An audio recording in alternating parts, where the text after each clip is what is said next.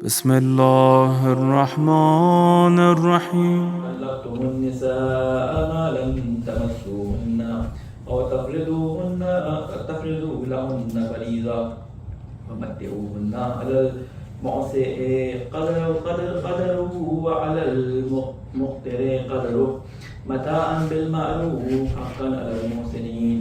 وإن طلقتموهن من قبل أن تمسوهن وقد فرضتم لهن فريضة فنصف ما فرضتم إلا أن يعفونا أو يعفو الذي بيده عقدة النكاح وأن تعفوا وأقربوا للتقوى ولا تنسوا الفضل بينكم إن الله بما تعملون بصير. حافظوا على الصلوات الوسطى وقوموا لله قانتين. فإن خفتم فرجالا أو ركبانا فإذا أمنتم فاذكروا الله كما علمكم ما لم تكونوا تعلمون. والذين يتوفون منكم ويذرون أزواجا وصية لأزواجهم متاعا إلى الحول غير إخراج فإن خرجن فلا جناح عليكم فيما فعلن في أنفسهن من معروف والله عزيز حكيم. وللمطلقات متاع بالمعروف حقا على المتقين كذلك يبين الله لكم آياته لعلكم تعقلون. صدق الله العلي العظيم.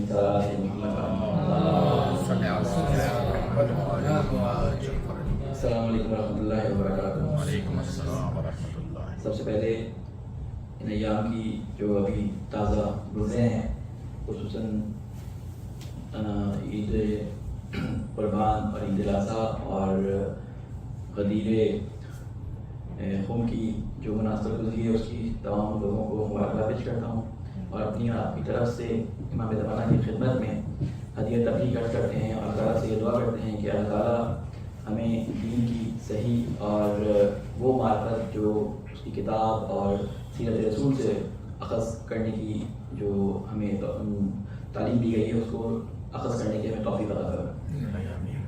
تفسیر کے سلسلے میں ہماری گفتگو سورہ بقرہ کی آیت نمبر 238 تک آئی تھنک پہنچ گئی تھی نا، 239 تک پہنچ گئی تھی. میں صرف ایک خلاصتاً ایک پچھلا ایک ریویو آپ کے سامنے بیان کر دوں کہ ہماری جو بحث چل رہی تھی وہ طلاق کے عنوان سے جو احکامات اللہ تعالیٰ نے قرآن مجید میں بیان کیے ہیں ان کا بیان یہاں پہ چل رہا تھا. اور ہماری گفتگو جب پہنچی تھی اس میں طلاق کے بیان کے بعد جب انہوں نے کہا تھا کہ اگر تمہارے میں طلاق ہو جائے تو کتنا مہر کس طرح سے دیا جائے، اس کے بعد ایک دم سے ایک آیت آئی تھی اور وہ آیت یہ آئی تھی کہ حافظوا علی الصلوات والصلاۃ الوسطیٰ وقوموا للہ قانتین. یہ آیت جب آئی تھی تو ایک دم سوال ذہن میں یہ پیدا ہوتا ہے کہ آخر یہ طلاق کی آیتیں چلتے چلتے ایک دم سے بیچ میں نماز کا ذکر کیوں آ گیا. اگر آپ کے ذہنوں میں ہو تو اس میں پچھلی آیات کے اندر جو رکوع ہم نے بیان کیا تھا اس کے اندر یہ باتیں بیان کی جا رہی تھیں کہ جب میاں اور بیوی کے درمیان طلاق ہو جاتی ہے تو دونوں کے لیے احسان اور تقوی کو پیش نظر رکھنے کا حکم دیا گیا ہے اور یہ تاکید کی گئی ہے کہ محسنین میں سے شامل ہو جاؤ. حق یہ ہے تمہارا کہ تم محسن ہو. محسن سے مراد یہ کہ اگر کچھ حصہ بیوی کی طرف نکلتا ہے اور وہ اس کو معاف کر دیتی ہے تو وہ محسن ہے، اور شوہر کی طرف اگر کچھ حصہ دینا ہے وہ اس میں سے زیادہ دیتا ہے وہ محسن ہے. اللہ تعالیٰ نے کہا کہ یہ معاملہ جو مقبوض ترین میرے نزدیک حلال احکام میں سے ایک حکم ہے، اگر یہ معاملہ خدا نخواستہ پیش آ جائے تو اس کو بھی ایسا طریقے سے انجام دو، آپس میں لڑائی جھگڑے، ایک دوسرے پہ جو ہے وہ اعتراض کرنا، ایک دوسرے پہ الزام لگانا، اس طرح سے جدائی نہ کرو، بلکہ جو تمہارا حق بنتا ہے اس کو دینے کا اس سے بڑھ کر اس کو حق ادا کرو. جو تحفے تحائف تم اپنی بیوی کو دے چکے ہو ان تحفے تحائف کو واپس لینا تمہارے لیے جائز نہیں ہے. ہمارے یہاں اس کے الٹ دیکھا جاتا ہے کہ جب اس طرح کے واقعات پیش آتے ہیں تو سب سے پہلا معاملہ بیوی یا شوہر کی طرف سے جس کے پاس پیسہ زیادہ ہوتا ہے مخالف سن کی طرف سے دعویٰ لگایا گیا جاتا ہے کہ فلاں نے میرا حق جو ہے وہ رکھ لیا ہے، اتنا حق دیا جائے، اتنا حق نہیں دیا جائے، مہر اس طرح سے دیا جائے. اور خدا نخواستہ اگر خلا کا واقعہ پیش آئے تو خلا میں یہ ہوتا ہے کہ طلاق کا حق خریدا جاتا ہے عورت کی طرف سے، اس میں جو ہے مرد کا پھر مطالبہ شروع ہو جاتا ہے کہ مجھے اتنا چاہیے اتنا چاہیے. تو اللہ تعالیٰ نے کہا کہ احسان کے ساتھ اس معاملے کو آگے بڑھاؤ. پھر جب تقوی کی بات آتی ہے کہ اس احسان میں تقوی پوشیدہ ہے، جب تم احسان کرو گے تو تمہیں تقوی حاصل ہوگا. تو کہا کہ یہ تمام معاملات تمہارے لیے بہت سخت ہیں. زندگی کا سب سے بڑا فیصلہ ہوتا ہے کہ کوئی کسی کو چھوڑ رہا ہے تو بہت بڑا فیصلہ ہوتا ہے. تو اس موقع پہ انسان کی ذہنی حالت ایسی ہوتی ہے کہ وہ ٹوٹ پھوٹ کا شکار ہوتا ہے. تو ایک دم سے یہ آیت یہاں پہ آئی ہے کہ حافظوا علی الصلوات، کہ اپنی نمازوں کی حفاظت کرو. ایسے وقت میں کیا ہوتا ہے کہ انسان جو ہے وہ نماز کی طرف توجہ، اس کے اللہ کی طرف توجہ کم ہو جاتی ہے. اور اللہ کہتا ہے کہ نماز پڑھو تاکہ میرے ذکر ٹھیک ہے، نماز پڑھو تاکہ میرا ذکر کر سکو. ذکر کے ذریعے کیا ہوتا ہے؟ تم میرا ذکر کرتے ہو تو وہ تمہارے لیے سکون کا اور قلبی آرام کا، تمہارے قلب کے آرام کا باعث بنتا ہے. لہٰذا نماز کے ذریعے اپنے آپ کو مجھ سے نزدیک کرو تاکہ میں تمہارے قلب کو سکون دوں. اس حالت میں بھی اللہ تعالیٰ نے نماز کو نہیں چھوڑا. آگے بھی ابھی جو آیات آنے والی ہیں وہ اس طرح کی آیات ہیں کہ کم از کم ہمارے شیعوں میں اس بات کی اہمیت کو جسے کہتے ہیں سمجھنا چاہیے. اور وہ کیا اہمیت؟ نماز کی اہمیت اگلی کی آیت میں بیان کی گئی ہے. وہ کیا کہتے ہیں کہ یہ میں بیان کر چکا ہوں، یہ صرف ریپیٹ کر رہا ہوں کہ اپنی نمازوں کی حفاظت کرو، بس صلاۃ الوسطیٰ، اور خصوصاً نماز جو وسط میں پڑھی جاتی ہے اس کی حفاظت کرو. اس میں ہم تفصیلی بحث کر چکے ہیں کہ صلاۃ الوسطیٰ سے مراد کیا ہے، کیونکہ کوئی بھی نماز صلاۃ الوسطیٰ ہو سکتی ہے. اگر راتوں کی نمازیں دیکھی جائیں تو دن کی جو نماز ہیں وہ صلاۃ الوسطیٰ کہلا سکتی ہیں. اگر مختلف حوالوں سے اگر دیکھا جائے تو ایک دائرے کی صورت میں اگر کریں تو ہر نماز صلاۃ الوسطیٰ ہو سکتی ہے. لیکن خلاصہ یہ کہ اہل سنت کے یہاں اس صلاۃ الوسطیٰ سے مراد نماز عصر لی گئی ہے، اور ہمارے یہاں صلاۃ الوسطیٰ سے مراد نماز ظہر لی گئی ہے. اس کی وجوہات جو بیان کی گئی ہیں روایات کے اندر، وجوہات یہ بیان کی جاتی ہیں کہ نماز ظہر کا وقت ایک ایسا وقت ہوتا ہے کہ جب بزنس اپنے عروج پہ ہوتا ہے. اس وقت جو ہے مسافر جو ہوتے ہیں، مسافر کہہ رہا ہوں، جو بزنس مین ہوتے ہیں اس زمانے میں وہ دوپہر کو آرام کرتے تھے. تو اس ٹائم پہ وہ اپنا بزنس بند کرنے کا ٹائم ہوتا تھا، رش ہوتا تھا، لوگ آ رہے ہوتے تھے. تو اس وقت میں نماز کے چھوٹنے کا خدشہ بہت رہتا تھا کہ نماز لیٹ ہو جائے گی. وہ کہ نماز کا وقت بہت آگے تک رہتا ہے، نماز کے لیے فراوان وقت آگے موجود ہوتا ہے، مغرب سے پہلے نمازیں ظہر ادا کیا جا سکتا ہے. لیکن اللہ تعالیٰ نے کیا کہا کہ خصوصاً نماز وسطیٰ کی حفاظت کرو. اگر نماز ظہر بھی مراد لے لیں یہاں پہ تو نماز ظہر کی حفاظت بہت ضروری ہے. آج کل کے زمانے میں اگر اس کا مزاج دیکھا جائے تو آفیسز کے اندر ہمارے ساتھ یہ ہوتا ہے کہ ہم آفس کے اندر ہوتے ہیں، ہم کہتے ہیں یار ٹائم آؤٹ کرنا پڑے گا، تھوڑا سا پیسے کٹیں گے، تو گھر جا کے شام کو 5 بجے پہنچیں گے، تھوڑا سا چھٹی پڑیں گے. تو یہ آیت اپنے ذہنوں میں رکھیے گا جب یہ ذہن میں خیال ہے. تو اللہ تعالیٰ یہاں پہ کیا فرمایا کہ نماز صلاۃ الوسطیٰ کی حفاظت کرو. جو بھی نماز ہے، ہر وہ نماز یہاں پہ مراد دی جا سکتی ہے کہ جو آپ کو نماز یعنی آپ کو آپ کے دنیاوی امور میں اس قدر مشغول وقت ہو کہ آپ کو نماز سے روکے.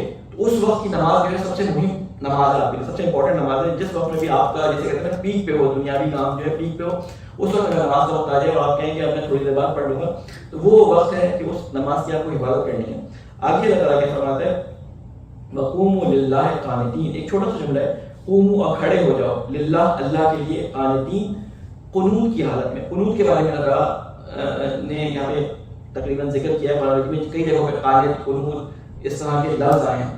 تو یہ لفظ قنوت کا استعمال کم ہوتا ہے. اگر ڈکشنری میں دیکھا جائے تو قنوت کہتے ہیں کہ استمرار کے ساتھ، استمرار کہتے ہیں کنٹینیوٹی، اس کام کے لیے کنٹینیوٹی کے ساتھ اللہ تعالیٰ کی اطاعت پر قائم رہنا، یعنی جسے ہم حالت خشوع کہتے ہیں کہ مسلسل کسی ایک طرف توجہ رہنا.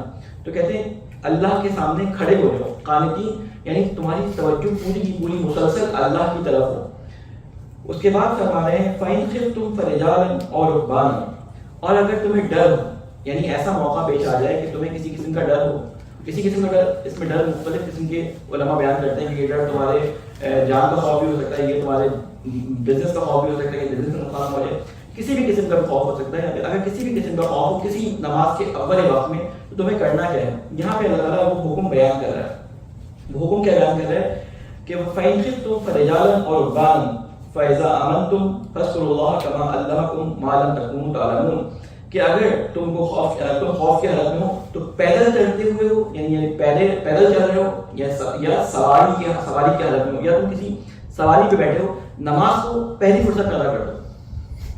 یعنی اگر تم ایسی حالت میں ہو کہ نماز کے لیے اذان دی گئی اور اس اذان کے وقت تم گاڑی چلا رہے ہو، یا ایسی جگہ پہ ہو کہ اگر تم رکو گے تو کوئی گاڑی تمہیں ٹکر مار دے گی، یا تمہارا کوئی مال لوٹ لے گا، یا کچھ بھی یعنی تمہیں خطرہ ہو اس معاملے میں کہ رکنے کی وجہ سے نماز میں جو ہے نہیں پڑھ پاؤں گا، تو نماز چلتے پھرتے پڑھ لوں، نماز چلتے پھرتے پڑھ لوں. یہ واجب نماز کا حکم بیان کیا جا رہا ہے یہاں پہ کہ نماز چلتے پھرتے پڑھو، اول وقت نماز کا اتنا زیادہ ثواب ہے۔ اس کے بعد کیا فرما رہے ہیں، پھر اگر تم خوف کے حالت میں تو پیدل چلتے ہوئے یا سوار نماز ادا کرو، پھر جب تمہیں امن میسر آ جائے تو یاد کرو اللہ کو، یعنی نماز ادا کرو جس طرح سکھایا ہے اس نے تم کو، جو تم پہلے نہیں جانتے تھے۔ یعنی اس میں اللہ تعالیٰ نے بتایا ہے کہ نماز کے بارے میں جو احکامات ہیں، نماز کے پڑھنے کا طریقہ جو ہے تمہیں اس کے بارے میں معلوم نہیں تھا کس طرح سے پڑھنی ہے، تو ہم نے تمہیں سکھایا ہے کہ نماز تمہیں پڑھنی کس طرح سے۔ اب سوال یہ پیدا ہوتا ہے کہ نماز کا وقت، ہم جن ممالک کے اندر یہاں ہمیں نماز کا وقت پتہ چلنا ذرا مشکل ہوتا ہے، یہاں پہ ہم کیلنڈر اور اذان اور مختلف قسم کے ویب سائٹس سے جو ہے ٹائم دیکھ لیتے ہیں یا ایپ کو ڈاؤن لوڈ کر لیتے ہیں تو اس میں اذان سن لیتے ہیں، لیکن اصل میں جو اسلامی ممالک ہیں وہاں پہ اذان دی جاتی ہے۔ اذان دینے کے بعد یہ ہے کہ جب بھی کوئی مؤذن اذان دیتا ہے تو اذان کے اندر جو الفاظ استعمال کرتا ہے اشہد ان لا الہ الا اللہ، اشہد ان محمد رسول اللہ، یہ جو الفاظ استعمال کرتا ہے، روایات کے اندر امام صادق سے ایک روایت ہے صلی اللہ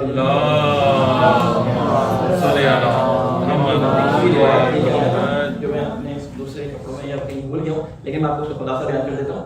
امام صادق علیہ السلام سے روایت ہے، امام سے کثرت کے ساتھ مؤذن کی اذان کے بارے میں کثرت سے روایات ہیں، ہمارے یہاں کی روایات بیان کی جاتی ہیں۔ رسول اللہ صلی اللہ علیہ وسلم سے ایک دفعہ امیر المومنین علیہ السلام نے پوچھا کہ آپ اتنا زیادہ مؤذن کے بارے میں تاکید کرتے ہیں کہ مؤذن کی آواز پہ لبیک کہو، مؤذن کی آواز پہ لبیک کہو، تم میں سب سے بہترین وہ ہے جو تمہارے درمیان اذان دیتا ہے، جس نے 10 سال تک اذان دی اس کے اللہ تعالیٰ تمام گناہوں کو معاف کر دیتا ہے۔ اس کے علاوہ روایات کے اندر ہے کہ ایک دفعہ جابر بن عبداللہ انصاری رسول اللہ صلی اللہ علیہ وسلم کے ساتھ تھے تو رسول اللہ نے کہا کہ تم مؤذن کی آواز پہ لبیک کہو، مؤذن کی آواز پہ لبیک کہو، یا تم مؤذن بن جاؤ۔ تو جابر بن عبداللہ انصاری نے کہا کہ آپ اتنا زیادہ اذان اور مؤذن کے بارے میں تاکید کر رہے ہیں، کہیں ایسا نہ ہو کہ امت مسلمہ کے اندر آپس میں اذان دینے پر تلواریں نکل آئے۔ تو رسول اللہ صلی اللہ علیہ وسلم نے سے بات کرتے کرتے حدیث کا آخری حصے میں یہ بیان کرتے ہیں کہ رسول اللہ کہ مؤذن وہ شخص ہے کہ جس کے اوپر اللہ تعالیٰ نے، جس کے گوشت اور گوشت کے اوپر اللہ تعالیٰ نے قیامت کی آگ کو حرام کر دیا ہے، یعنی جس شخص نے اللہ تعالیٰ کی پیغام کو پہنچانے کا ٹھیکہ اٹھا رکھا ہے یا جس شخص نے یہ عہدہ سنبھالا ہوا ہے، اس کا اتنا زیادہ ثواب ہے کہ رسول اللہ نے فرمایا جابر کو کہ ایک زمانہ آئے گا کہ یہ کام ضعفاء کے حوالے کر دیا جائے گا، یعنی جو معاشرے کے اندر ضعیف لوگ ہوں گے نا، جن کا کوئی رتبہ نہیں ہوگا، جو مذہب میں ہم دیکھتے ہیں بیچارے آج کل کے حالات میں جو گلگت اور بلتستان سے مختلف لوگوں کو لا کے رکھ دیا جاتا ہے، جو مؤذن ہوتے ہیں ان کی کوئی وقت اہمیت نہیں ہوتی، جبکہ رسول اللہ صلی اللہ علیہ وسلم نے فرمایا تھا کہ تم میں سے بہترین امت کے اندر بتا رہے ہیں، تم میں سے بہترین وہ ہے جو تم میں سے اللہ تعالیٰ کا پیغام یعنی اذان کو لوگوں تک پہنچائے۔ اگر تم مؤذن نہیں بن سکتے تو تم کیا بنو، امام بن جاؤ۔ امام علی کی اس میں حدیث ہے کہ مؤذن کے لیے ضروری ہے کہ وہ خوش الہام ہو، یعنی اچھی آواز والا مؤذن بنے، تم میں سے اچھی آواز والا مؤذن بنے اور اچھی فقاہت والا جو ہے وہ امامت کرے۔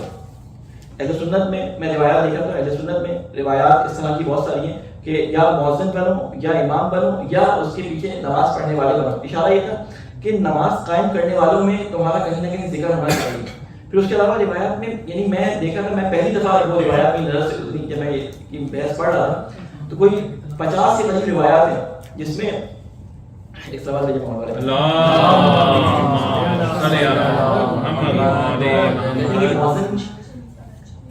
کتنا زیادہ اجر پاتا ہے، کہتے ہیں جتنے لوگ اس کی آواز پہ لبیک کہتے ہیں، یعنی وہ خدا کی گواہی کا اعلان کرتے ہیں اور پھر اس پہ لبیک کہتے ہوئے عملی اقدام کرتے ہیں اور مسجد کے اندر آ کے نماز ادا کرتے ہیں، تو ان تمام نمازیوں کی نمازوں میں اس مؤذن کا ثواب کا حصہ موجود ہوتا ہے۔ تو بہرحال کوشش کریں، میں نے کئی جگہوں پہ یہ کام کیا ہے، پاکستان میں بوترا میں ہمارے گئے ہیں تو وہاں پہ ہمارے یہاں عموماً اذان دینے والے جتنے لوگ ہوتے ہیں نا، سب سے بری آواز والا بندہ اذان دے رہا ہوتا ہے، یعنی ساری اذانیں چل رہی ہوتی ہیں، اگر آپ دیکھیں 50-60 اذانیں ہو رہی ہوتی ہیں، میں سے سب سے جو کھردری آواز میں سب سے پھٹی ہوئی آواز میں جو اذان ہوتی ہے وہ ہماری ہوتی ہے، ٹھیک ہے نا۔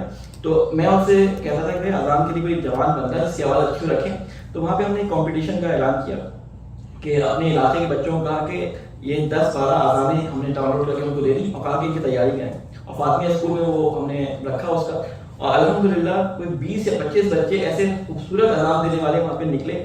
لیکن مسئلہ یہ ہے کہ آئندہ جو نسل آنے والی ہے ان کو ہمارے بزرگان مائک تک آنے نہیں دیتے، لیکن یہاں پہ یہ پرابلم نہیں ہے، یہاں پہ ہم یہ کام کر سکتے ہیں کہ ہمارے بچے جو اتنے اچھے قصیدے اور اتنے اچھے جو ہے وہ منقبتیں پڑھتے ہیں, ان کی آوازیں بھی اچھی ہیں, اللہ تعالیٰ نے ان کو اپنی آواز پہ کنٹرول بھی دیا ہے, تو اذان پہ اور قراءت قرآن پہ ضرور آپ لوگ کام کریں. خصوصاً یہ آپ لوگوں کی آوازیں ماشاء اللہ سے اچھی ہیں, تو جن لوگوں کو منقبتیں پڑھنے کا شرف حاصل ہوا ہے ان کے پاس اللہ تعالیٰ نے تو ہنر دیا, ان کی آوازیں اچھی ہیں, وہ اذان پہ کام کریں اور اس صلات میں ضرور اپنے آپ کو شامل کریں. اور یہ ایک سائڈ کی گفتگو تھی, یہاں پہ آ گئی تو میں نے اس کو بیان کر دیا.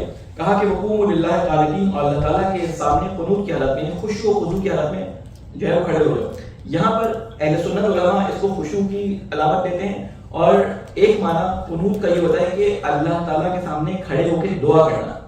تو دعا کرنے کے لیے ہمارے یہاں جو لیا جاتا ہے اس سے مطلب وہ یہی لیا جاتا ہے کہ ہاتھ اٹھا کے نماز کی حالت میں دعا کرنا قنوت کہلاتا ہے. اس میں خشوع و خضوع ہوتا ہے کہ انسان جو ہے اپنے ہاتھ اٹھا دیتا ہے کسی کے سامنے کہ وہ اس کی بات کو سن لے. آپ نے دیکھا ہوگا کہ آپ جاتے ہیں عرب معاشرے میں یہ زیادہ ہے کہ جب کوئی کسی سے بہت پیار سے یا محبت سے بات کرنا چاہتا ہے تو کہتا ہے پلیز میرا کام کر دو یار, تمہارا جو ہے وہ ہوگا. یعنی اپنی فل رسپیکٹ یا اپنی فل التجا جس کو اگر دکھانی ہوتی ہے یا تو اس کی داڑھی کہاں رکھتے ہیں یا اس کے سامنے ہاتھ جوڑ کے کہتے ہیں. تو کہتے ہیں کہ یہ قنوت کی وہ حالت ہے جب آپ کسی سامنے کہتے ہیں اللہ تعالیٰ کے سامنے ہاتھ اٹھا کے کہتے ہیں اللہ تعالیٰ بس تیرے سوا میرا کچھ نہیں. تو اس میں مختلف دعائیں, قرآنی دعائیں بھی ہیں اس کے اندر, اس میں مختلف اردو بعض علماء کہتے ہیں اردو زبان میں بھی دعا کی جا سکتی ہے اس کے اندر. میں وہ مستحب نماز کے اندر, لیکن جو ہے وہ ہمارے یہاں اس کے بارے میں اتنا زیادہ اردو زبان کے بارے میں کہا نہیں آتا. کہتے ہیں کہ مستحب نمازوں میں اردو زبان میں بھی دعا کر سکتے ہیں. بعض علماء ہمارے کہتے ہیں واجب نمازوں میں کر سکتے ہیں, لیکن ابھی تک کسی کی ضرورت ایسی ہوئی نہیں کہ وہ پڑھے. مغرب کی نماز میں جماعت کے ساتھ میں جو اردو میں دعا پڑھا ہوں تو ابھی دفعہ مجھے پیچھے سے کھینچ کے اتار دیں, لیکن علماء کی فتاوی اس بارے میں موجود ہیں. پھر اس کے بعد فرماتے ہیں کہ والذین یتوفون منکم ویذرون ازواجا وصیۃ لازواجہم متاعا الی الحول غیر اخراج. کہتے ہیں کہ اور جو لوگ وفات پا جائیں تم میں سے اور چھوڑ جائیں بیویاں تو لازم ہے ان پر وصیت کرنا. یعنی جب انسان کی عمر زیادہ بڑھ جاتی ہے یا کوئی بیماری ایسی آ جاتی ہے کہ اس کو پتہ ہو گیا ہے کسی وقت بھی انسان کی موت واقع ہو سکتی ہے, تو اپنے پیچھے جو اپنی بیگمات یا اپنی بیویاں یا بیوی جو چھوڑے تو اس کے لیے وصیت کر کے جائے. وہ کیا وصیت کر کے جائے؟ اللہ تعالیٰ نے اس کے لیے حکم قرار دے دیا. ہمارے ہاں معاشرے کے اندر اس پہ عموماً کم عمل ہوتا ہے کیونکہ یہ احکام قرآن کی آیات کے اندر دیکھے نہیں گئے ہوتے. تو یہاں پہ کیا فرما رہے ہیں کہ وصیت کر کے جائے اپنی بیویوں کے بارے میں کہ دان و نفقہ ان کو 1 سال تک دیا جائے اور ان سے انہیں گھر سے نہ نکالا جائے.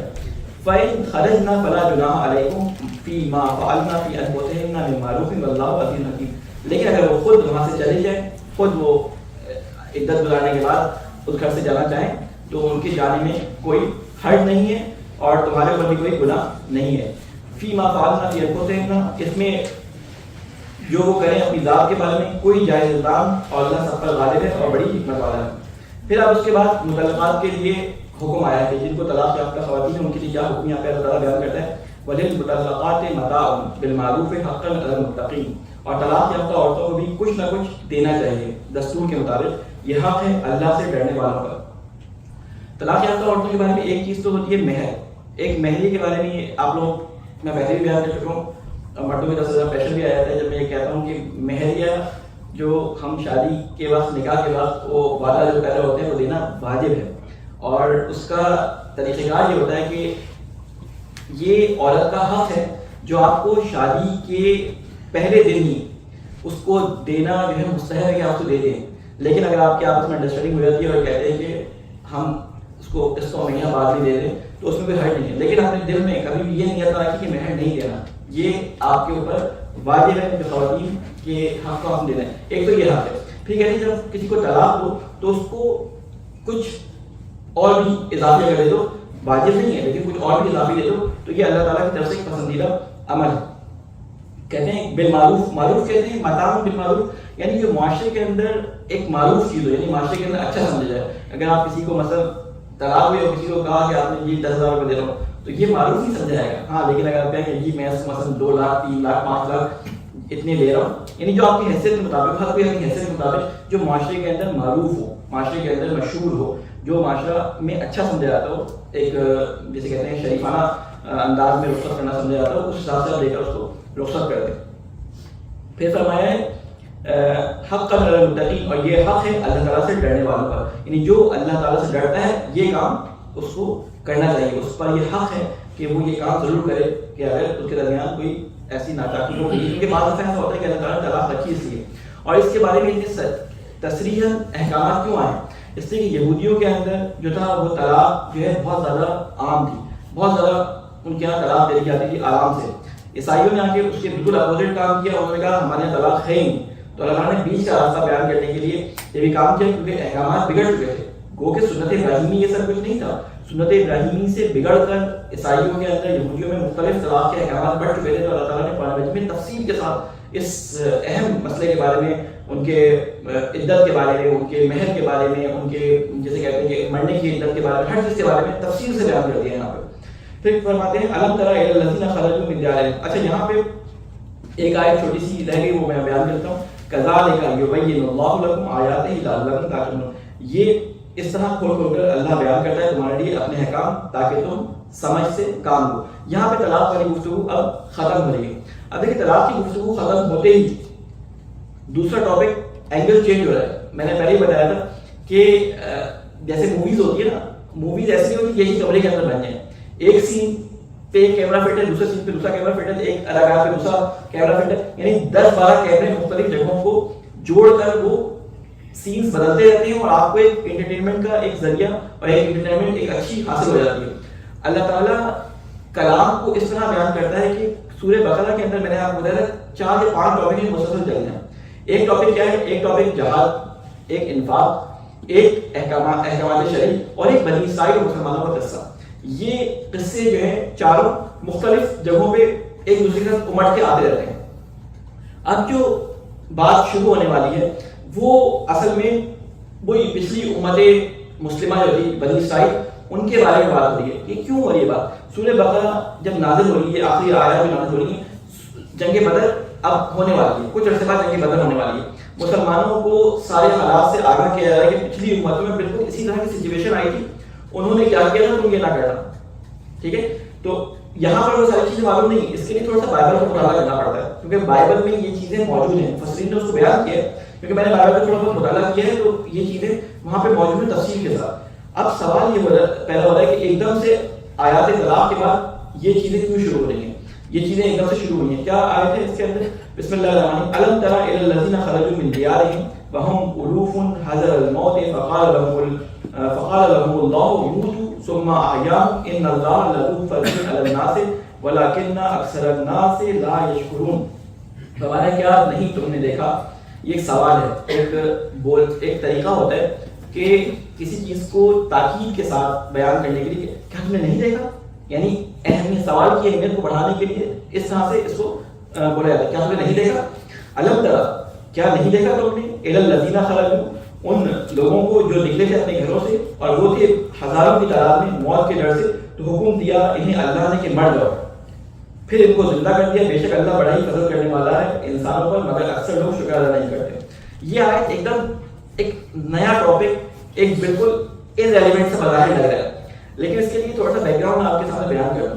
بات لے جائیں دوبارہ بنی اسرائیل کے خروج کی طرف. جب وہ حضرت موسیٰ علیہ السلام کے ساتھ نکلے ہیں, جب حضرت موسیٰ علیہ السلام سے بنی اسرائیل نکلے ہیں, تو بنی اسرائیل کا آپ کو معلوم کے مختلف ان کے جو من و سلوہ نازل ہوا, ان کی خواہشات, ان کے مطالبات حضرت موسیٰ سے چلتے رہے. ایک جگہ پہ پہنچے اور اس جگہ پہ پہنچنے کے بعد کہتے ہیں فلسطین کا علاقہ تھا. حضرت موسیٰ علیہ السلام نے کہا کہ وہاں پہ ہمیں داخل ہونا ہے. تو ان یہودیوں نے کیا کہا, جو ان کے ساتھ قوم تھی ان کی, انہوں نے کہا موسیٰ تم اور تمہارا جو ہے وہ خدا جاؤ وہاں لڑو, جب فتح پا جاؤ تو بتا دینا, ہم آ جائیں گے. ٹھیک ہے, اس بات پہ اللہ تعالیٰ اتنا ناراض ہوا کہ 40 سال تک یہ صحرا میں بھٹکتے رہے.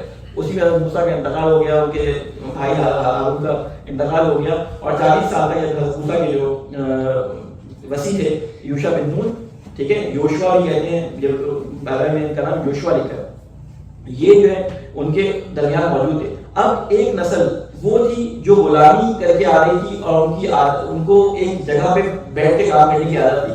ان کے جیسے کہتے ہیں معجزات دیکھ دیکھ کے ان کی طبیعت بگڑ چکی تھی, یعنی بہت زیادہ جسے کہتے ہیں آرام طلب ہو گئے تھے, یعنی کوئی کام کرنے کو تیار ہی نہیں ہوتے تھے. اللہ تعالیٰ نے ان کی ایسی خواہشات پوری کی تھی کہ تم بڑی پرابلمس سے نکل کے آ رہے ہو, چلو ہماری میں ساری خواہشیں پوری کر کے جبران کرنا چاہتا ہوں, لیکن وہ شکر گزاری نہیں ادا کر سکے. تو یہ نسل اب مر کھپ گئی. نئی نسل جو صحرا میں 40 سال تک گھومتی رہی تھی، 40 سال تک جس نے صحرا کے اندر زندگی گزاری تھی، ٹف تھی ذرا سی، اس نے ذرا دیکھا تھا تو ان کے اندر وہ والا یعنی آرام طلبی نہیں تھی.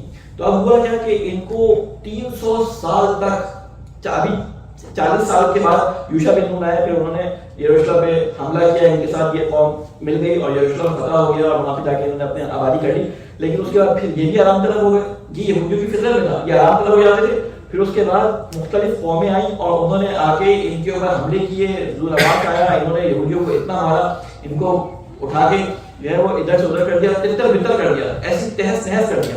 300 سال تک یہ دنیا کے اندر بکھرے رہے.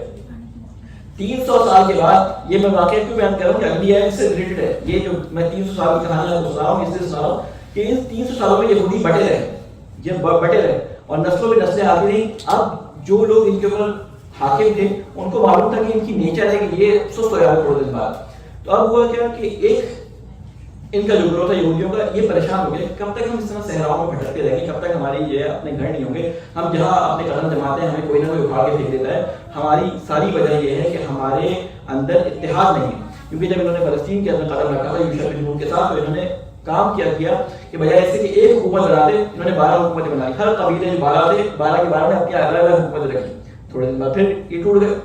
تو اب انہوں نے کہا کہ اپنے وقت کے بادشاہ سے 300 سال کے بعد کہ بھائی ہم اب متحد ہو کے حکومت بنانا چاہتے ہیں. اب یہ کام کیا ہو رہا ہے؟ یہ کام جنگ بدر میں سیم اسی طرح کام ہونے والا ہے. ٹھیک ہے، یہ کام کیا ہو رہا ہے کہ اپنے وقت کے نبی کے پاس گئے، جسے آپ نے طالوت کے نام سے قرآن میں پڑھا ہے.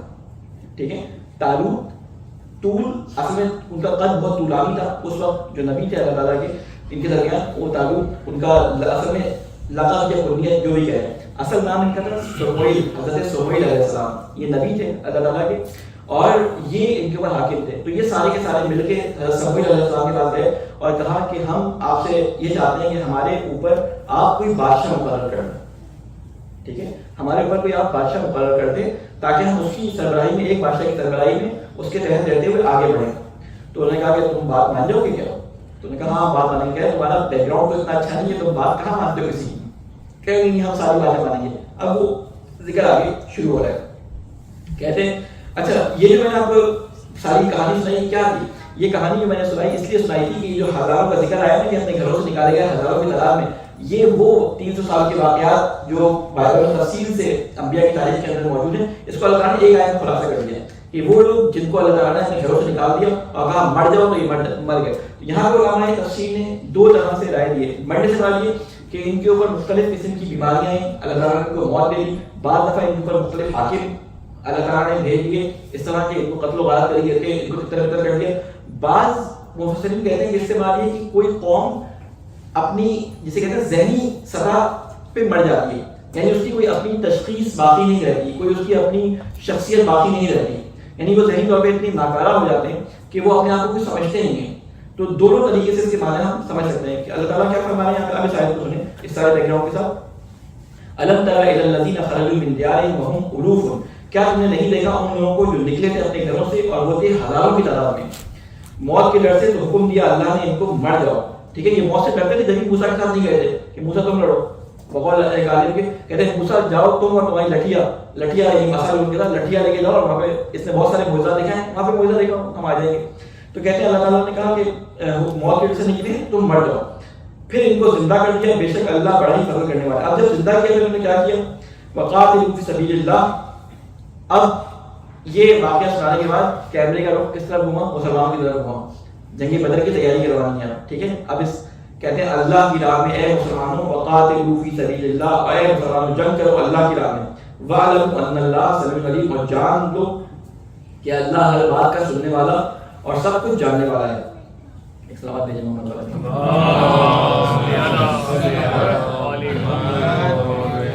ٹھیک ہے، مَنْ ذَا الَّذِي يُقْرِضُ اللَّهَ قَرْضًا حَسَنًا فَيُضَاعِفَ لَهُ أَضْعَافًا كَثِيرَةً وَاللَّهُ يَقْبِضُ وَيَبْسُطُ وَإِلَيْهِ تُرْجَعُونَ.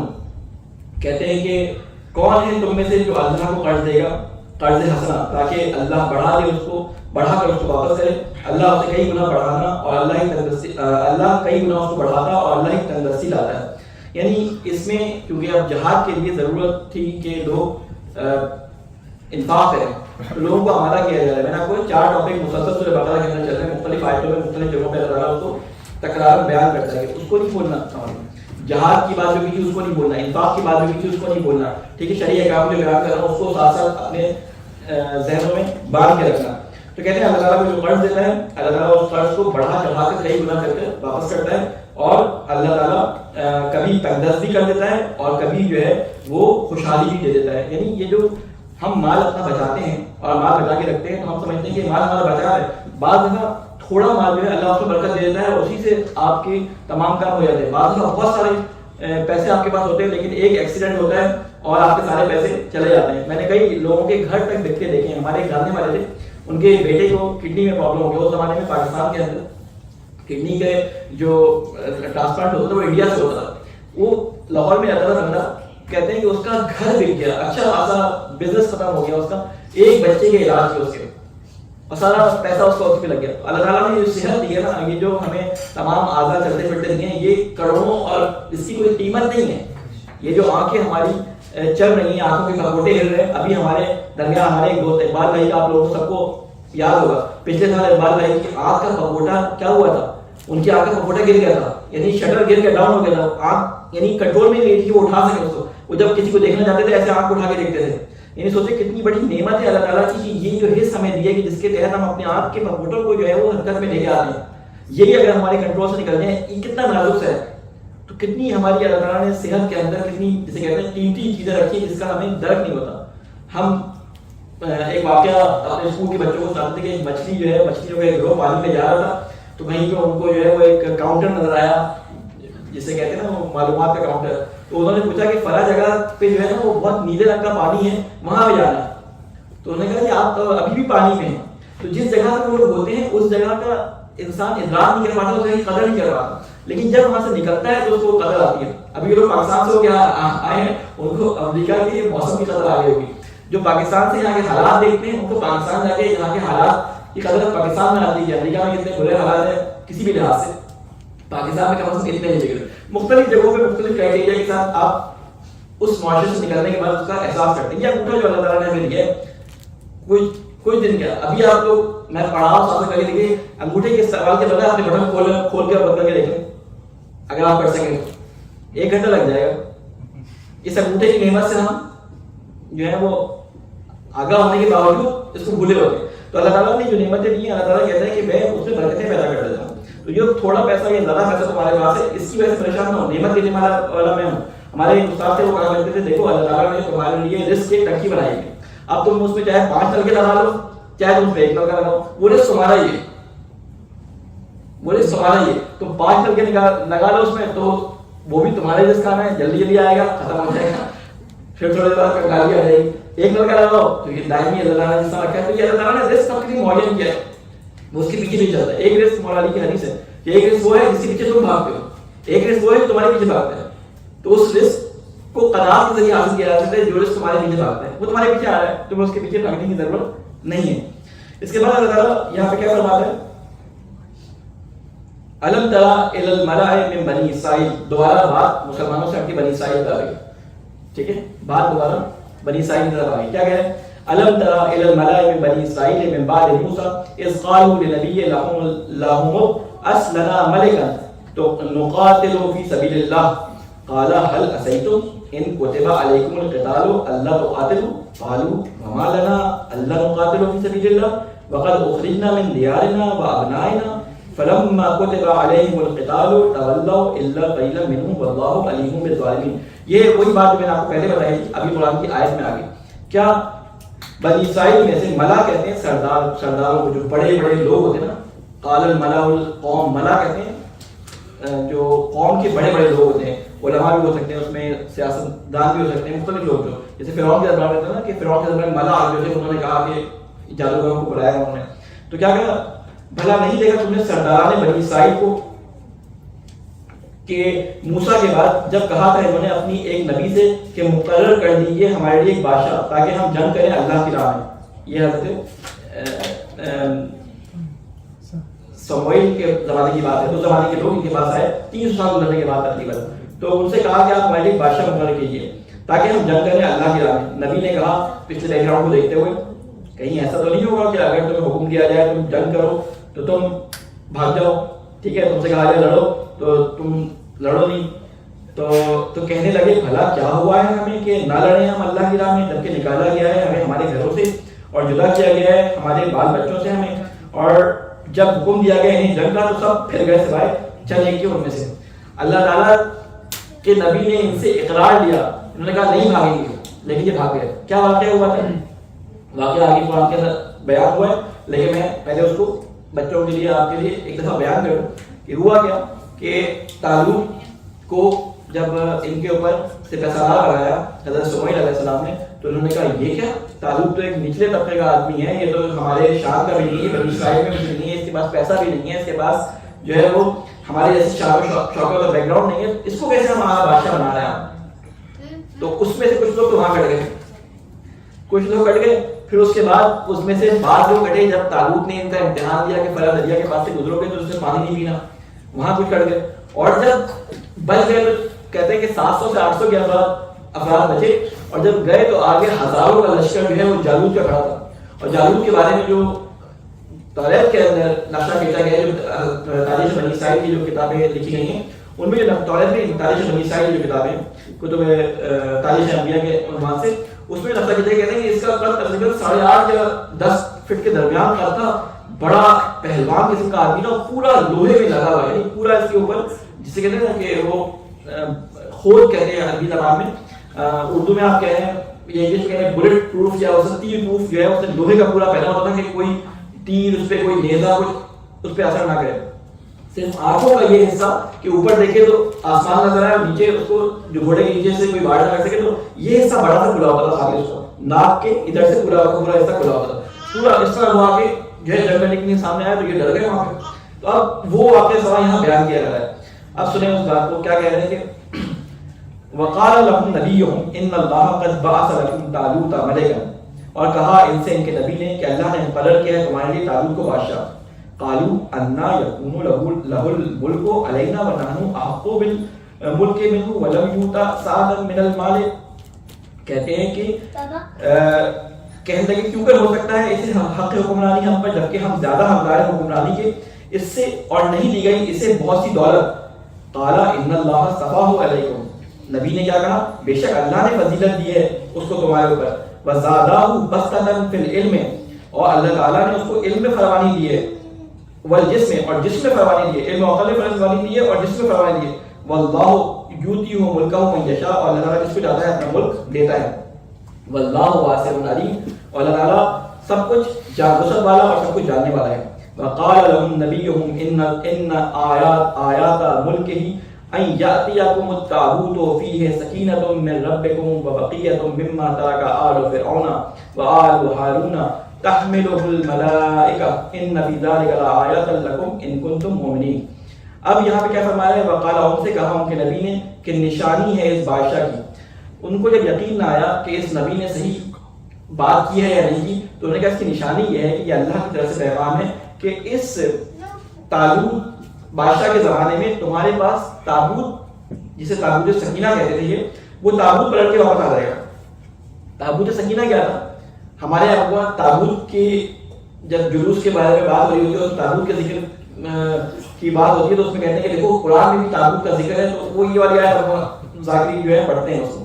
اصل میں تابوت سکینہ تھا کیا؟ تابوت سکینہ وہ تبرکات تھے جو حضرت موسیٰ علیہ السلام کے اس میں آتا تھا. وہ جو سلوا, وہ جو دانے جو باجرے کی طرح کے دانے تھے جو گرے تھے آسمان سے, وہ تھے. اس میں حضرت ہارون علیہ السلام کی رضا کی مختلف جو انبیاء علیہ السلام کے جو مختلف تبرکات تھے وہ اس تابوت کے اندر تھے. اس کے اندر جو اس کی وہ بھی لکھی ہے لمبائی چوڑائی کی 2.5 فٹ چوڑا تھا, 1.5 فٹ اونچا, اور 1.5 فٹ جو اس کی لمبائی تھی 2.5 فٹ, یعنی اس کا 2.5 فٹ اور 1.5 فٹ اس طرح اس کا لکھا میرے ذہن میں بھی نہیں ہے.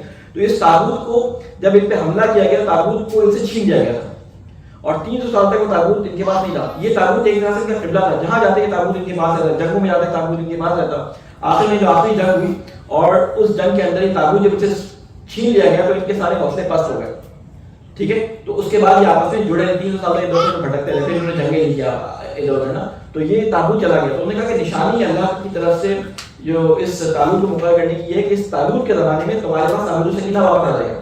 اچھا ایک بات اور سننے کی تعلق سکینہ کے بارے میں جو کہانی وہاں پہ بیان کی گئی ہے, جو داستان وہاں بیان کی گئی ہے, وہ یہ بیان کی گئی ہے کہ اس تعلق سکینہ کو وہ لوگ جہاں لے جاتے تھے جہاں رکھتے تھے وہاں وبائیں پھوٹ جاتی. یہ اس کو مختلف جگہوں پہ منتقل کرتے گئے, مختلف ممالک میں منتقل کرتے تھے, جہاں جاتے وہاں پہ کوئی نہ کوئی آفت آ جاتی. تو آخر میں جب یہ زمانہ آیا, جب جنگ کا زمانہ آیا, جب اس کو بادشاہ بنایا تو بادشاہ تو بنا دیا, جنگ کا موقع تو بعد میں آیا. بادشاہ نے بنا دیا. تو اس میں ہوا کیا کہ انہوں نے کیا کیا کہ ہمارے درمیان اس تعلق کی وجہ سے آفتیں آ گئی, یہ آزمائش ہو گئی اس بات کی. تو انہوں نے کیا کیا, بیلوں کا کچھ جتھا لیا, 10-12 بیل لگایا اس کے اندر, اس تابوت کو اس کے اوپر رکھا اور بغیر نگہبان کے, بغیر کسی چلانے والے کے اس کو روانہ کر دیا. اس کے بارے میں اللہ تعالیٰ نے قرآن مجید میں ایک جگہ فرمایا کہ ملائکہ اس کو حمل کیے ہوئے تھے, یعنی یہ بیل کو لے کر بنی اسرائیل کی طرف آ گئے دوبارہ. اس کا ذکر جو ہے یہاں پہ, وہاں پہ انہوں نے کہا کہ بیل لے کے آ گئے تھے, یہاں پہ قرآن مجید اس کو ذکر کرتا ہے کہ ملائکہ اس کو اٹھا کے لے کے آئے تھے. یعنی بیل خود تو لے کے نہیں آئے, بیل اللہ تعالیٰ کے حکم سے جو ہے وہ جو کام کر رہے تھے. آپ کو رسول خدا کی اونٹنی کا واقعہ بات یاد ہوگا کہ جب ہجرت کے وقت داخل ہوئے مدینہ کے اندر تو لوگوں نے کہا کہ ہمارے گھروں میں آ جائے. تو وہاں رسول خدا نے کیا کہا, یہ اونٹنی اللہ کی طرف سے معمول ہے, یہ اونٹنی اللہ کی طرف سے معمول ہے, جہاں اللہ تعالیٰ کا حکم ہوگا وہاں پہ یہ اونٹنی چلی جائے گی. اسی طرح اللہ تعالیٰ نے ملائکہ کا ذکر قرآن مجید میں کیا ہے, تو شاید مراد یہ ہو کہ وہ ملائکہ کے جو ان کو رہنمائی کر رہے تھے اور بیلوں کو وہاں تک لے کے آئے تھے. بہرحال تو اب یہاں پہ کیا فرما رہے ہیں کہ اور کہا ان سے کہ نبی نے کہ نشانی اس کی بادشاہی کی یہ ہے کہ آئے گا تمہارے پاس وہ صندوق جس میں ہوگی تسکین تمہارے رب کی طرف سے, اور کچھ بچی ہوئی چیزیں جو چھوڑی ہیں آل موسیٰ اور آل ہارون نے اٹھا رہے ہوں گے جسے فرشتے, ٹھیک ہے, تحملہ الملائکہ کا لفظ استعمال کیا. وہاں پہ کہا کہ بیلوں پہ بیل لائی پہ رکھ دیا اور یہ تو بہت بنی اسرائیل کی طرف آ کے یہ بیل تابوت کو لے کے آ گئے. تو کہا اٹھا رہے ہوں گے جسے فرشتے, بے شک اس میں ایک بڑی نشانی ہے تمہارے لیے اگر تم مومن ہو. فلما فصل طالوت, تو کتنا ہے ہمارے پاس صلوات اللہ محمد والے ہے نا, یہ میں کمپلیٹ کر دوں پھر اس کے بعد کہتے فلما فصل طالوت بالجنود قال ان اللہ مبتلیکم بنہر فمن شرب منه فلیس منی ومن لم یطعمه فانه منی الا من اغترف غرفة بيده فشربوا منه الا قليلا منه فلما جاوزه هو والذين امنوا معه. کہتے ہیں طالوت کیا کہا, جب چلا طالوت لشکر لے کر تو اس نے کہا بے شک اللہ آزمائش کرے گا تمہاری ایک دریا کے ذریعے, تو جو شخص پیے گا پانی اس میں سے تو وہ نہیں ہے میرا ساتھی, اور جو نہ پیے گا اسے تو بے شک وہ میرا ساتھی ہے. ہاں اگر کوئی بھر لے اس سے چلو بھر پانی تو اپنے ہاتھ سے تو خیر, مگر پی لیا انہوں نے اس میں سے سیر ہو کر سوائے گروہ قلیل. کیا بات بیان کی جا رہی ہے, یہ دریا اردن کی, یہ جو وہاں پہ واقعات بیان کیے گئے بیان کی, یہ دریا اردن کی پٹی ہے. تو شمالی سائڈ جو دریا اردن کی تھی وہ بڑی منرل سے پر تھی, اور ایک دریا اردن کی سائڈ جو ہے جو مرداب پانی اس میں گرتا ہے آگے, تو وہاں پہ اس قسم کی منرلز ہیں کہ جس سے بیماریاں پھیلتی ہیں. تو بعض علماء اہل سنت کے ہیں وہ علماء وہ یہ کہتے ہیں کہ یہ جو کہا گیا تھا کہ یہاں سے پانی نہ پینا کیونکہ اس پانی کے اندر وبا تھی, اس پانی میں کوئی بیماری کی, کوئی وائرس ہے ایسا. تو ان کے نبی نے ان کو کیا کہا کہ یہاں سے پانی نہیں پینا کیونکہ تمہیں جنگ کرنی آ گئی اور اللہ کی طرف سے تمہارے امتحان بھی ہے, تمہیں پیاسے ہو کے یہاں سے جانا ہے. اگر پینا بھی ہو, بہت پیاس سے تمہاری جان جا رہی ہو تو ایک چلو پانی پی لینا. تو اللہ تعالیٰ یہاں قرآن مجید میں ان کا حال بتا رہا ہے کہ ان میں سے بہت سو نے پانی پیٹ بھر کے پی لیا, پیاسے تھے, لشکر کے ساتھ چلے آ رہے تھے, تو پیٹ بھر انہوں نے جو ہے وہ کیا نام ہے پیٹ بھر کے پانی پی لیا, اور ان میں سے وہیں پیٹ پکڑ کے گر گیا بہت سارے. تو وہ جو پہلے کٹے تھے جنہوں نے طالوت کی حکمرانی پہ شک کیا تھا, کچھ لوگ وہاں کٹ گئے تھے بنی اسرائیل کے, پھر کچھ نے پانی دیا وہ کٹ گئے, تو اب چھوٹا سا لشکر رہ گیا جو طالوت کے ساتھ اب چل رہا ہے. تو کہتے ہیں کہ ان میں سے گروہ قلیل نے جو ہے وہ تھوڑا سا پانی پیا, اور جب وہ پار ہوا دریا سے, یہ طالوت اپنے لشکر کو لے کے وہاں سے پار ہوا, اور وہ خود اور اہل ایمان جو اس کے ساتھ تھے تو کہنے لگے نہیں ہے مقابلے کی طاقت ہم میں آج. جب انہوں نے جالوت کے لشکر کو دیکھا تو کہا کہ ہمارے اندر اس کی طاقت نہیں ہے. یہ واقعہ سنایا جائے رسول خدا کے صحابیوں کو, جنگ بدر ہونے والی ہے کیونکہ ذہنی طور پر پریپیئر کروایا جا رہا ہے کہ ایک چھوٹا سا لشکر ہے جس میں 600 افراد ہیں اور سامنے ہزاروں کا لشکر ہے, اور ہزاروں کا لشکر وہ جو ان کو مارتے چلے آئے ہیں کئی سالوں سے, کئی عرصے سے ان کو کئی 100 سالوں سے مارتے آ چلے آ رہے ہیں. ان کا سپہ سالار جالوت جیسا جسے کہتے ہیں نا کہ وہ جائنٹ قسم کا آدمی ہے, بڑا ہمارے زمانے کے مذہب کی طرح مثال کے طور پہ, ہمارے سربراہ نبی کے زمانے کے مذہب کی طرح کے ایک آدمی ہے, لیکن $1.5 میں بہت زیادہ, کیونکہ آپ کو یاد ہوگا کہ جب حضرت موسیٰ علیہ السلام نے کہا تھا کہ جنگ کرنے چلو تو کہا کہ آپ وہاں پہ دکھا دیں کہ لوگ کیسے ہیں, تو کچھ انہوں نے جاسوس بھیجے وہاں پہ, تو انہوں نے کہا کہ وہاں تو لمبے قداور قسم کے لوگ ہیں, تو ہم تو چھوٹے بنی اسرائیل تو چھوٹے چھوٹے ہوتے جو ہے چھوٹے چھوٹے قد تھے, تو انہوں نے کہا ہم یہ 8-8 7-7 فٹ کے لوگوں سے کیسے لڑیں گے, موسیٰ تم جا کے لڑو, تو انہی کا سردار سوچیں کتنا بڑا ہوگا. تو اب یہاں پہ کیا کہہ رہے ہیں کہ ہمارے اندر طاقت نہیں ہے, الیوم بجالوت وجنودہ, کہ ہم مقابلہ کریں جالوت اور اس کے لشکر کی. قال الذین یظنون, تو کہنے لگے وہ لوگ جو سمجھتے تھے انہم ملاقو اللہ, کہ انہیں حاضر ہونا ہے اللہ کے سامنے, کہ ہمیں اللہ کے سامنے حاضر ہونا ہے. ہم نے خود درخواست کی تھی نبی سے کہ ہمارے لیے جالوت کو مقرر کرو, ہم لڑیں گے, ہمیں اللہ کو منہ دکھانا ہے, اب لڑنا پڑے گا. کم من فئۃ قلیلۃ غلبت فئۃ کثیرہ, تو اللہ تعالیٰ کیا فرماتا ہے کہ اللہ کے سامنے بارہا ایسا ہوا ہے کہ ایک گروہ قلیل غالب آئے ہیں بڑے گروہ کے اوپر. فئہ دیکھیں گروہ کے لیے بہت سارے الفاظ استعمال ہوتے ہیں, ان میں سے ایک لفظ ہے گروہ, قوم, فئہ, ملت. فئہ کہتے ہیں ایسے لوگوں کو کہ جو کسی کا مفاد پورا کرنے کے لیے ان کے حق کی خاطر ان کی مدد کرے, یعنی آپس میں بہت محبت کرنے والے لوگ جو ایک دوسرے کے مفادات کو پورا, یعنی میری خواہش ہے کہ یہ کام میرا ہو, دوسرا شخص میری مدد کرے, تو یہ جو شخص آپس میں ایک دوسرے تعلق نہیں ہے, یعنی فئۃ کا لفظ ہے کہ اس گروہ کو جو ایک دوسرے کے معاملات میں ایک دوسرے کی مدد کرے, اسے ہم کیا کہ فئہ کا لفظ عربی زبان میں اس سے استعمال ہوتا ہے. تو کہتے ہیں کہ غالب آئے گا بڑا, چھوٹا گروہ بعض دفعہ اللہ کے حکم سے بڑے گروہ پہ غالب آ جاتا ہے. ولما بلغوا بجالوت وجنودہ, اور جب مقابل آئے وہ جالوت اور اس کے لشکر کے, تو انہوں نے دعا کی. یہ دعا ہم نمازوں میں اپنی پڑھتے ہیں, یہ دعا ہم نمازوں کے اندر اپنی پڑھتے ہیں. وہ کیا دعا ہے؟ قالوا ربنا افرغ علینا صبرا وثبت اقدامنا وانصرنا علی القوم الکافرین. یہ ہم قنوت میں اکثر پڑھتے ہیں. کیا دعا ہے کہ اے ہمارے پروردگار فیضان کر ہم پر صبر کا. افرغ کہتے ہیں فارغ ہونا, جسے کہتے ہیں نا, یعنی پیمانہ خالی کر دینا. افرغ یعنی اللہ تعالیٰ سے دعا کی جا رہی ہے کہ صبر کا پیمانہ اپنا جتنا تیرے پاس ہے ہمارے لیے وہ سارا ہمارے اوپر خالی کر دے, یعنی ہمیں نہلا دے صبر کے اندر. یعنی ہمیں معلوم ہے کہ ہمیں قتل بھی ہونا ہے, لیکن ہمیں لڑنا بھی ہے, اس کے ساتھ ساتھ بہادری بھی دکھانی ہے. تو صبر کا جتنا ایکسٹریم پیمانہ ہے وہ ہمارے اوپر خالی کر دے, ہمیں صبر سے بھر دے. افرغ علینا, فارغ کر دے ہمارے اوپر صبر کو, یعنی اڈیل دے ہمارے اوپر صبر کو. فثبت اقدامنا, ہمارے قدموں کو ثابت رکھ, ثابت قدم رکھ ہمیں دشمن کے سامنے. وانصرنا, اور ہماری مدد فرما علی القوم الکافرین, کافروں کی کافر قوم کے پر. فہزموہم باذن اللہ. ہزمو ہے زے میم, ٹھیک ہے, ایک ہزم زے سے ہے, ایک ہزم ہوتا ہے زواد سے, دونوں کے معنی توڑنے کے ہوتے ہیں, ٹھیک ہے. ایک ہزم ہوتا ہے جسے ہم کہتے ہیں توڑ پھوڑ کسی ہارڈ چیز کی, اس کے لیے جو ہے نا وہ ایک سوال میرے کو ہے دشمی ہے زے می, اس کے معنی ہوتے ہیں توڑ پھوڑ, اور ہے زواد می توڑ پھوڑ, وہ میدے کے اندر توڑ پھوڑ ہوتی ہے, ہضم کہتے ہیں, ہمارا میدا ہضم کرتا ہے, توڑ پھوڑ کرتا ہے کھانے کی. ایک ہضم ہوتا ہے جس میں آپ بڑے کوئی چیز توڑ پھوڑ کرتے ہیں, پورے لشکر کو جو ہے آپ تہس نہس کرتے ہیں, پورے ان کے جسے کہتے ہیں یہ ہاتھی گھوڑوں اونٹوں سب کو جو ہے وہ تہس نہس کرے. تو وہاں پہ لفظ اللہ تعالیٰ نے سوال کیا پس شکست دی. شکست کیسے دی؟ جس میں بہت زیادہ تباہی مچائی انہوں نے. تباہی کیسے مچائی اس کا ذکر ایک لفظ میں اللہ تعالیٰ نے بیان کر دیا. اس کی کہانی جو ہے امون اس پہ بہت ساری ہالی ووڈ نے فلمیں بنائی ہیں. جو بائبل سٹوری ہے حضرت داؤد علیہ السلام کی جو سٹوری ہے طالوت اور جالوت کے مقابلہ, اس پہ ایک فلم بھی بنی ہے. اگر آپ دیکھنا چاہیں بچے, کارٹون بھی بنے ہیں, مختلف اسلامی کارٹون بھی بنائے ہیں انہوں نے. تو اس میں کیا بتایا کہ ایک سردار تھا, ایک عام طالوت کے حکومت کے اندر ایک بڑا گھرانہ تھا جس کے 8 یا 10 بیٹے تھے. ان بیٹوں میں سارے کے سارے ایسے تھے جو جنگجو اور فوج میں لڑنے والے تھے. ایک بیٹا جو تھا وہ گڈریا تھا, جو ان کے بکریوں کو اور ان کے لوگوں کو چرایا کرتا تھا. سب سے چھوٹا بیٹا ان کا کون سا تھا؟ گڈریا تھا. گڈریا سمجھتے ہیں, شیپرڈ, ٹھیک ہے, وہ تھا. تو اب انہوں نے کہا کہ اب لڑنے جانا طالوت سے, کوئی ہے اپنے اپنے جوانوں کو نکالو. تو انہوں نے کہا جی میرے یہ جوان 8 بیٹے ہیں. طالوت سے اس نے بادشاہ نے کہا یہ میرے 8 بیٹے ہیں, ان میں سے 7 ہیں یہ آپ کے لیے حاضر ہیں. ایک تو ہے وہ بیچارہ اس کو لڑنا بیٹھنا نہیں آتا, وہ بکریاں چلاتا ہے ہمارا, کہا اس کو ہی بلاؤ.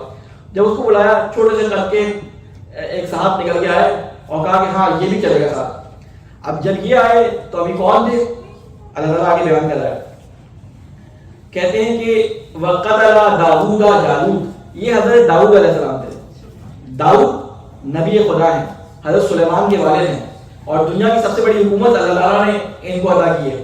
ٹھیک ہے، تو اب کیا ہوا کہ گڈریا کا کام کیا ہوتا ہے کہ ان کے پاس ایک اوزار ہوتا ہے، ایک ہتھیار ہوتا ہے جو بھیڑیوں کو اور شیروں کو مارنے کے لیے ہوتا ہے کہ اپنے اس کی حفاظت کر سکیں، گلے کی حفاظت کر سکیں. تو وہ کیا ہوتا ہے، ایک رسی سی ہوتی ہے، اس کے آگے ایک پیالے نما چیز ہوتی ہے، اس پہ پتھر لگتے ہیں اور گھما کے اس کو مارتے ہیں نشانہ لے کے، تو وہ سر پھاڑ دیتا ہے، بھیجا پھاڑ دیتا ہے شیر کا. اتنا خطرناک ہوتا ہے. گھماتے ہیں، آپ نے دیکھا ہوگا اکثر اس طرح کا کیا ہوتا ہے، اسے گوپی کہتے ہیں اردو میں ہمارے یہاں، گوپی یا گوپی اس طرح کا نام ہوتا ہے اس کا. تو وہ حضرت داؤد علیہ السلام اس کے ذریعے اپنے گلے اس کی بھیڑوں کی اور بکریوں کی حفاظت کرتے تھے. تو حضرت داؤد علیہ السلام نے دیکھا کہ وہ چنگھاڑ ہے، کوئی ہے، نکلو میری جو ہے وہ لڑائی کے لیے. اس زمانے میں جنگوں کا طریقہ کار یہ ہوتا تھا کہ جنگ ایک دم شروع نہیں ہوتی تھی، شروع میں وہ دعوت دیتے تھے، بلاتے تھے، جنگجو جاتے تھے، لڑتے تھے. اب سارے بنی اسرائیل والے ڈر گئے. اب ان میں سے حضرت داؤد نے جب دیکھا یہ بلا رہا ہے تو اس نے کہا کہ میں جاتا ہوں لڑنے کے لیے. تم کیا کرو گے؟ کیا مجھے جانے دو، میں نے تو اچھے اچھے شیروں کے ساتھ مار دی، یہ کیا چیز ہے؟ تو بادشاہ نے کہا ٹھیک ہے جاؤ. طالوت نے کہا جاؤ تم جاؤ، سپہ سالار تھا. تو لوگ ہنسنے لگے بنی اسرائیل کے. ادھر جالوت جو تھا وہ دیکھ کہنے لگا یہ چھوٹا سا جو ہے وہ ٹنڈ منڈ سا آدمی میرے ساتھ لڑنے کے لیے کیا ہے؟ وہ 8-10 فٹ کا طویل جوان پورا لوہے میں پھیلا ہوا. ادھر داؤد علیہ السلام نے کیا کیا، جیب سے وہ اپنی گوپی یا گوپال جو بھی کہتے ہیں وہ نکالا، اس میں اپنی زمین میں سے ایک پتھر نکالا گول چھوٹا سا، پھر دوسرا نکالا، دیکھا اس کی آنکھ کا سائز کیا ہے، اس حساب سے انہوں نے پتھر نکالا، اس میں رکھا اور گھما کے جو مارا سیدھا اس آنکھ کے سلاف میں اس کا بھیجا پھٹ گیا، وہیں وہ گر گیا، یعنی بھیجا پھٹ گیا اس کا. تو وہ وہیں گر گیا. اور جب انہوں نے اپنے سپہ سالار کو گرتے ہوئے دیکھا ان کے حوصلے پست ہو گئے. اور جب حوصلے پست ہو گئے داؤد گئے، ان کو جو ہے وہ انہوں نے اس کی گردن اتاری. اور اس کے بعد حضرت جو طالوت تھا یا حضرت سموئیل نے اپنی بیٹی کی شادی حضرت داؤد علیہ السلام سے کر دی. بعد میں پھر یہ اللہ تعالیٰ نے ان کو نبوت دی اور پھر ان کی نسل سے حضرت سلیمان علیہ السلام اور پورا آگے یہ سارا یہودیوں کا قصہ حضرت سلیمان کے گرد چلے گا کہ وہاں تک حکومت قائم نہیں. پھر 2 بیٹے کے حضرت سلیمان کی ان میں حکومت بڑھ گئی اور پھر وہ خیر آگے بنی اسرائیل کی جو کہانی کبھی انشاءاللہ وہ بھی میں آپ کو بتاؤں گا. تو اب کیا فرمایا، وَقَتَلَ دَاوُودُ جَالُوتَ وَآتَاهُ اللَّهُ الْمُلْكَ وَالْحِكْمَةَ وَعَلَّمَهُ مِمَّا يَشَاءُ وَلَوْلَا دَفْعُ اللَّهِ النَّاسَ بَعْضَهُم بِبَعْضٍ لَفَسَدَتِ الْأَرْضُ وَلَكِنَّ اللَّهَ ذُو فَضْلٍ عَلَى الْعَالَمِينَ. اور قتل کر دیا داؤد نے جالوت کو اور عطا کی اس کو اللہ نے سلطنت اور حکمت اور سکھایا اس کو جو کچھ چاہا. اور اگر نہ ہٹاتا رہتا اللہ انسانوں کے ایک گروہ کو دوسرے گروہ کے ذریعے سے تو نظام بگڑ جاتا زمین کا. لیکن اللہ بڑا مہربان اور نگران، بڑا مہربان ہے اہل عالم کا. یہ پورا واقعہ ہے بنی اسرائیل کا جو اللہ تعالیٰ نے یہاں پر اس کے بارے میں بتایا کہ کس طرح بنی اسرائیل کو دوبارہ سے حکومت اور بادشاہی ملی ہے. قرآن مجید میں فرمایا کہ ہم نے جعل بینکم ملوکا، ہم نے تمہارے درمیان بادشاہ قرار دیے. تو کہتے ہیں کہ حضرت موسیٰ علیہ السلام کے درمیان خلافت کا سلسلہ جو تھا حضرت یوشع بن نون کے بعد قطع ہو گیا. تو یہ بعض ہمارے علماء اس کو تشبیہ دیتے ہیں حضرت علی کے واقعے سے کہ حضرت رسول خدا کے بعد ایک جو امت میں تفرقہ آیا اس کے بعد جو ہے وہ دوبارہ جو ہے خلافت یا امامت کی جگہ پر حضرت علی کو بٹھایا گیا. تو یہ حضرت داؤد کا واقعہ بھی اسی طرح سے ہوا کیونکہ تاریخ نے آپ کو دہراتی ہے. اللہ تعالیٰ کیا فرما رہا ہے کہ اللہ تعالیٰ ایک امت کے ذریعے دوسری امت کو کم کرتا رہتا ہے. اگر ایک امت سے کسی بھی امت سے اللہ تعالیٰ کا وعدہ اور کوئی خاص رشتہ داری نہیں ہے. اللہ تعالیٰ پسند کرتا ہے کہ امت کو جب تک اس کے احکامات میں چلتی رہتی ہے اللہ تعالیٰ اس کی مدد کرتا ہے، اور جب وہ احکامات سے ہٹتی ہے تو اللہ تعالیٰ اس کی جگہ ایک بہتر امت لے آتا ہے یا اس پہ کسی کو قابض کرتا ہے. مسلمانوں کی بڑی حکومت تھی تاتاری ہے، انہوں نے ایسی تیسی کر کے مسلمانوں کی حکومت کو ختم کر دیا. ٹھیک ہے نا. اور اللہ کا کہنا یہی ہوا، یہی تاتاری مسلمان ہو گئے، پھر حکومت شروع ہو گئی، انکی مسلمانوں کی حکومت شروع ہو گئی. تو اس طرح اللہ تعالیٰ قوموں کے حالات بدلتا رہتا ہے. تو اب اہل جو اسرائیل تھے بنی اسرائیل تھے ان کے بعد دوبارہ حکومت آ گئی. تلک آیات اللہ، یہ اللہ تعالیٰ کی نشانیاں ہیں. تتلوها علیک بالحق، جو ہم پڑھ کر سنا رہے ہیں تم کو ٹھیک ٹھیک. یہ قرآن مجید کے اندر آیات اللہ تعالیٰ بیان کر رہے ہیں مومنین سے، اصحاب سے، اصحاب کو بیان کر رہے ہیں کہ یہ اللہ تعالیٰ کی نشانیاں ہیں. یہ اللہ تعالیٰ جو صرف سنا رہا ہے، یہ صرف سنا رہا ہے کہ تم ذہنی طور پہ پریپیئر رہو. ابھی بتایا نہیں بدل کر، لیکن ذہنی طور پہ پریپیئر کیا جا رہا ہے. آگے آیات آنے والی ہیں. وَإِنَّكَ بِالْحَقِّ وَإِنَّكَ لَمِنَ الْمُرْسَلِينَ، یقیناً تم اے محمد اللہ کے رسولوں میں سے ہو. کتنا ٹائم لگے؟ 10 منٹ. کیا کہتے ہیں تھوڑا سا پڑھیں، کیونکہ میرا خیال ہے کہ آج کی کلاس جو ہے وہ محرم سے پہلے شاید آج آخری کلاس ہو، کیونکہ محرم میں جب مجالس کا سلسلہ ہوگا تو ظاہر آپ لوگ بھی بزی ہوں گے اور میں بھی بزی ہوں گا، تو شروع کے 12 دن جو محرم کے عشرے کے ہوں گے اس میں تو ہم کلاس نہیں لے سکتے، ٹھیک ہے. اس کے بعد ہم پھر دیکھیں گے اگر کلاس کا کوئی موقع ہوا تو ہم کلاس لے لیں گے، اور اگر موقع نہیں ہوا تو پھر جیسے بھی عامر بھائی گروپ کے اندر اس کا اعلان میں ہے وہ کرتے رہیں. ایک سوال ہے محمد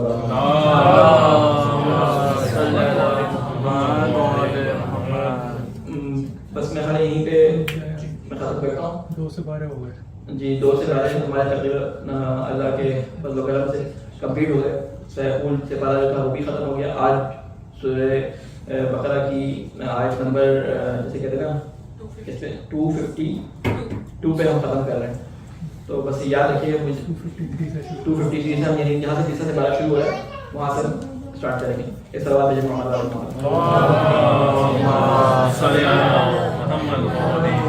یہ ہم جو آپ کے سامنے قصے قرآن مجید کے اندر پڑھ رہے ہیں اور یہ قصے اللہ تعالیٰ سنا رہا ہے کس کو، مسلمانوں کو سنا رہا ہے. تو یہ قصے ہمارے لیے کیسے فائدے مند ہو سکتے ہیں اور کس طرح ہم اسے سبق دے سکتے ہیں. آج کل کے حالات میں آپ کو معلوم ہے کہ ہمارے اس وقت شیعوں کے حالات، اس میں سب سے ہاٹ ٹاپک اور سب سے مشکل مرحلہ اس وقت کہاں پہ موجود ہے؟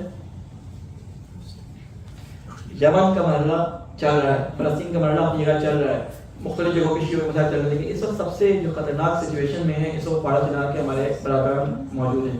آپ کو معلوم ہے پاڑا چنار کے اندر کس طرح جو ہے وہ لوگوں کو بے گناہ شہید کیا ہے. ایک بچہ شہید ہوا، پھر اس کے بعد آپس میں لڑائی ہوئی اور وہ ایک ان کے مفتی کی میں تقریر سن رہا تھا کہ کیا اس نے شیعوں کے کفر پہ اور شیعوں کے اوپر جیسے کہتے ہیں کہ حملہ کرنے کو، ان کو قتل کرنے کو جہاد اکبر سے تعبیر کیا ہے اور ان کو جنت کی بشارتیں نہیں ہیں اور رسول کی حدیث اور اپنے کہاں سے حدیث لا کے لوگوں کو شیعوں کے خلاف، شیعوں کے قتل کے خلاف ابھارا جا رہا ہے. اور سچویشن اس وقت یہ ہے کہ اس طرح جیسے پاڑا چنار جہاں پہ بیچ میں ہے تو پیچھے افغانستان کا بارڈر ہے اور اس طرح کے سنی 40 مائل کا تقریباً سنی 40 یا 40 سے زیادہ مائل کا سنی علاقہ ہے جس میں سے گزر کے ان کو جانا پڑتا ہے. اور جب یہاں سے گزرتے ہیں تو یہ یہاں پہ قتل کر دیا جاتے ہیں. پیچھے سے طالبان بھی ہیں، وہ گھس کے پیچھے سے مار رہے ہیں کیونکہ طالبان کی حکومت ہے، وہ ان کے ساتھ ہے. تو اب حالات یہ ہے کہ وہ بیچارے چھوٹا سا گروہ وہاں پہ گھر گیا ہے. تو اب وہاں کے مومنین اس وقت ہم سے صرف یہ توقع رکھتے ہیں کہ ہم کے لیے کم از کم اپنی نمازوں میں دعا تو کریں کہ یہی دعا جو آپ کہتے ہیں افرغ علینا صبرا، کہ اے اللہ ہمارے اوپر جو ہے وہ صبر کو اڈیل دے، کیونکہ اس وقت بہت سخت وقت ہے. یعنی ہم کچھ شاید نہ کر سکیں، کم از کم دعا تو کر سکتے ہیں، لیکن جو ہمارے اختیار میں وسائل ہیں ہم ان کے لیے کر سکتے ہیں وہ ہمیں کوشش کرنی چاہیے کہ کم از کم وہاں پہ سپورٹ ہو کہ ہمارے ساتھ کوئی موجود ہے. اللہ تعالیٰ سے دعا ہے کہ اللہ تجھے واسطہ محمد علیہ محمد کا یہ قرآن کی آیات جو نے تیرے قرآن سے تلاوت کی ہے، اللہ تعالیٰ ان کو پڑھ کر، ان کو سمجھ کر ان پہ عمل کرنے کی ہمیں توفیق عطا فرما. اے اللہ ان پیغامات کو اپنی زندگی میں پیدا کرنے کی ہمیں توفیق عطا فرما. اے اللہ تجھے واسطہ محمد علیہ محمد کا ہمیں قرآن سے، ہمارے اولاد کو قرآن سے، ہماری بہنوں کو، ہمارے جوانوں کو قرآن سے انسیت عطا فرما. اے اللہ تجھے واسطہ محمد علیہ محمد کا رسول کی سیرت کو سن کر اس پہ عمل کرنے کی ہمیں توفیق عطا فرما. اے اللہ ائمہ علیہ السلام کی سیرت کو جاننے کی اور اس پہ عمل کرنے کی ہمیں توفیق عطا فرما. اے اللہ تجھے واسطہ محمد علیہ محمد کا جو مرحومین ہمارے درمیان سے چلے گئے ہیں اللہ ان کی قبروں پر اپنی رحمت نازل فرما. اے اللہ تجھے واسطہ محمد علیہ محمد کا ہمارے گناہ صغیرہ و کبیرہ کو معاف فرما. اے اللہ تجھے واسطہ محمد علیہ محمد کا محاورہ ہونے والا ہے تمام جگہ پہ جہاں عزاداری منعقد ہوگی ہے اللہ تمام جگہوں مومنین کی حفاظت فرما. اے اللہ عزاداری سید الشہداء کو حفاظت کے ساتھ پورا ہونے کی توفیق عطا فرما. اے اللہ تجھے واسطہ محمد علیہ محمد کا ہماری نسلوں میں حب آل محمد کو باقی فرما. اے اللہ تجھے واسطہ محمد علیہ محمد کا علماء کرام کا سایہ ہمارے سروں پہ قائم فرما. اے اللہ جو ہمارے برادران مختلف جگہوں پہ یمن میں، کشمیر کے اندر، فلسطین کے اندر، خصوصاً پاڑا چنار کے اندر جو مشکلات کا شکار ہے، اے اللہ ان کو مشکلات سے نپٹنے کی توفیق عطا فرما. اے اللہ ان کی مدد فرما. اے اللہ ان کو صبر اور حوصلہ عطا فرما. اے اللہ ہمیں ان کی مدد کرنے کی توفیق عطا فرما. اے اللہ تجھے واسطہ محمد والے محمد کا ہمارے گناہوں کو اگر تم نے معاف کر دیا ہے تو ہمیں نیکیاں کر کے تقوی الہی حاصل کرنے کی توفیق عطا فرما. اے اللہ ہمارے امام کی حفاظت فرما، ہمیں ان کے اعمال و مسامع میں شامل فرما. ربنا تقبل منا انک انت السمیع العلیم برحمتک یا ارحم الراحمین.